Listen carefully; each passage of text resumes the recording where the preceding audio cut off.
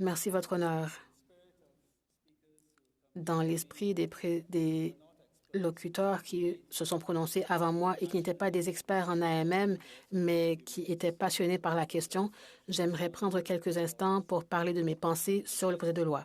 Le sénateur Plett a fait un bon résumé de la manière dont on est arrivé à cette situation lorsqu'il parlait de C7 il y a 2 ans et lorsqu'il a mentionné que le gouvernement ne voulait pas que l'aide médicale à mourir soit offerte pour les maladies mentales comme seul trouble médical invoqué. Et c'était dans cette chambre que nous avons retiré l'exclusion des troubles mentaux comme cause invoquée. Cet amendement a été adopté. Lors du débat sur l'amendement, pour retirer cette exclusion, il y avait 2 arguments pour le retrait de cette exclusion. Premièrement, il y avait le fait que c'était inconstitutionnel et donc discriminatoire. Le deuxième argument disait que les professionnels de la santé avaient déjà les outils et la capacité de faire des évaluations pour les patients souffrant de troubles mentaux comme seul trouble médical invoqué. Ces 2 arguments auraient été suffisants pour que nous puissions rejeter l'exclusion. En effet, le premier argument sur l'inconstitutionnalité aurait pu suffire, mais on a choisi de procéder autrement. On a choisi de repousser l'entrée en vigueur de l'AMM TM-SPMI parce que la profession médicale n'a pas tous les outils et toutes les procédures pour bien évaluer la capacité dans le cadre de l'AMM TM-SPMI. La période de délai était de 24 mois, puis on a décrit cette proposition avec un euphémisme comme une disposition de temporarisation. Moi, je disais que l'idée d'un coucher de soleil pour la temporarisation n'était pas bonne parce que les couchers de soleil sont inévitables et inchangeables, alors que la nature de la tâche qu'on a donnée au professionnel médical pour cette période de 24 mois ne se prêtait pas à une échéance fixe. Je préfère plutôt l'idée d'une piste d'atterrissage, donc ou une piste de décollage. Donc, on peut voir un avion, on peut imaginer l'avion et on se demande non seulement si l'avion est prêt à décoller, mais on se demande aussi si la piste est assez longue. Et tel que je l'ai dit dans mon discours du 9 février 2020, et si l'avion n'est pas prêt à décoller dans 18 mois? Et si le problème, ce n'est pas un problème de formation ou d'effectifs ou de normes, mais c'est plutôt une question de défis et de difficultés présents dans la profession pour offrir les évaluations de capacité. Chers collègues, je poserai les mêmes questions aujourd'hui à la veille de notre vote sur ce projet de loi. La différence cette fois-ci, je crois, c'est que les attentes envers l'expansion sont beaucoup plus restreintes et sont présentées comme une question technique. Ils disent qu'il faut tout simplement du matériel de formation et que ces simples choses peuvent être accomplies dans les 24 mois prévus. Je suis raisonnablement certain que l'AMM TM-SPMI, l'avion de cet AMM, pourra décoller le 24, pourra décoller en 2024. Je crois que l'avion de C-39 pourra décoller, mais je ne crois pas qu'on aura autant de passagers que prévu.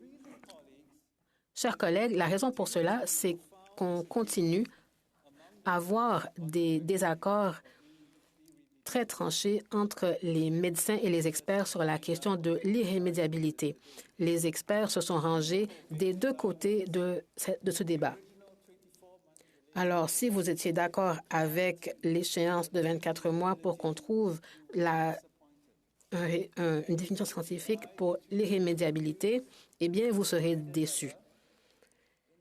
L'incertitude est aussi forte qu'elle ne l'était au départ et on parle maintenant d'exemples d'AMM qui sont flagramment en violation des balises qui avaient été originalement établies. C'est pourquoi, honorables collègues, je crois que le débat sur l'AMM-TMS-PMI, cette fois-ci, se penche à ce point-ci sur les droits et l'autonomie des Canadiens qui souffrent de troubles mentaux et dont c'est le seul trouble médical invoqué, plutôt que sur les preuves médicales sur l'irrémédiabilité.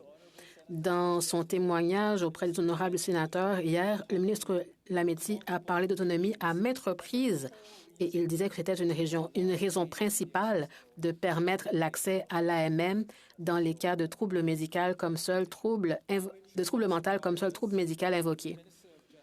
Le ministre de la Justice, qui était un éminent universitaire, lui, s'est penché sur les droits constitutionnels.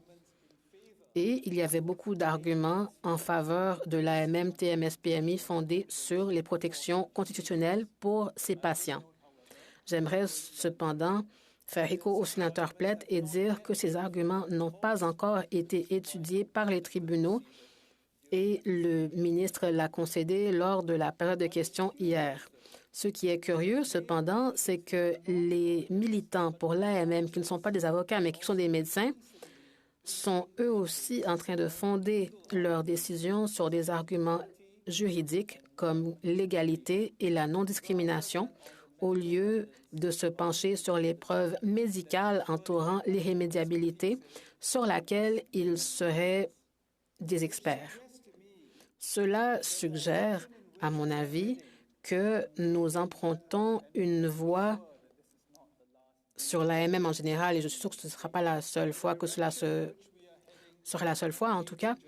Alors, je crois que la voie empruntée sur l'AMM se concentre sur les droits des Canadiens de choisir le moment de leur mort et ne se concentre pas sur les conditions nécessaires pour ce choix. La question d'irrémédiabilité pourrait bien demeurer une disposition pour l'obtention de l'AMM. Et pour le cas de l'AMM TMS-PMI, cette AMM sera fournie même si l'irrémédiabilité fait l'objet de désaccords et même si on prévoit des balises de protection. Après mars 2024, l'AMM-TMS-PMI sera évalué au cas par cas. Mais tel que je l'ai dit dans ma question au ministre hier, toute personne demandant l'AMM va chercher un évaluateur qui est prédisposé à accepter la demande. Alors, dans tous les cas, il est presque certain que tous les évaluateurs vont accepter le fait que certaines maladies mentales sont irrémédiables, sinon ces personnes ne seraient pas des évaluateurs. D'un point de vue d'autonomie, c'est ainsi que les choses devraient se produire. Et encore une fois, c'est ce que je crois qu'on verra de plus en plus. On verra l'argument de l'autonomie et moins d'accent placé sur l'irrémédiabilité et la gravité. J'ai posé une question au ministre hier au sujet d'un scénario dans lequel un patient, dans cette situation de TMS-PMI, demanderait l'AMM et recevrait l'autorisation de procéder. Mais où un autre professionnel de la santé qui connaît le patient et qui ne fait pas partie de l'équipe d'évaluation aurait une opinion différente. Cette opinion différente proviendrait d'un expert qui n'est pas dans l'équipe. Est-ce que cette opinion aurait un poids dans la décision? On n'a pas reçu de décision, pas parce que les ministres essayaient de retarder la chose, mais je suis sûre que ce scénario va se produire après mars 2024. Les experts médicaux qui ne font pas partie de l'équipe d'évaluation n'auront pas leur mot à dire en ce qui a trait à la décision relativement à l'AMM du patient.